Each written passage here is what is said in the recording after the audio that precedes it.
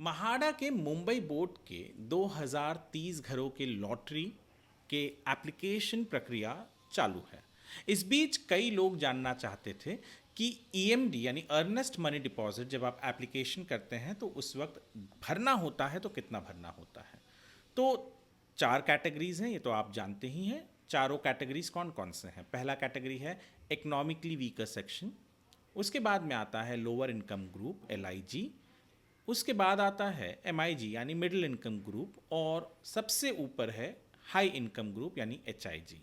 इन चार कैटेगरीज में घर अवेलेबल हैं और चारों कैटेगरी के लिए ईएमडी निश्चित है।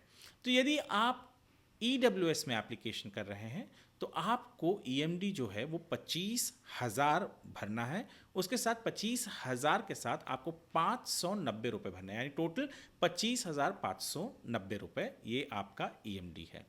इसके अलावा जब आप एलआईजी में अप्लाई कर रहे हैं तो आपको यही आंकड़ा जो अमाउंट है वो 50,590 भरना होता है। एमआईजी के लिए 1,05,90 रुपये और एचआईजी के लिए 1,50,590 रुपये।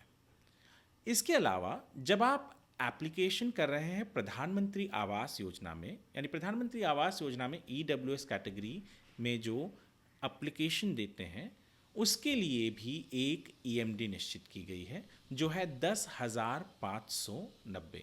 पर प्रधानमंत्री आवास योजना में एप्लीकेशन करने के लिए सबसे अनिवार्य ये है कि आपके पास पूरे देश में कहीं पर भी कोई भी पक्का घर नहीं होना चाहिए, तभी आप प्रधानमंत्री आवास योजना में जो सब्सिडी मिलती है उसका भी और प्रधानमंत्री आवास योजना के घरों के एप्लीकेशन कर सकते हैं। एक चीज़ जो मैं वापस से आप लोगों के लिए दोहरा दूं, क्योंकि बहुत से लोग बार बार पूछ रहे हैं कि क्या उनके पास डोमिसाइल सर्टिफिकेट होना ज़रूरी है यदि वो महाडा के लॉटरी में अप्लाई कर रहे हैं।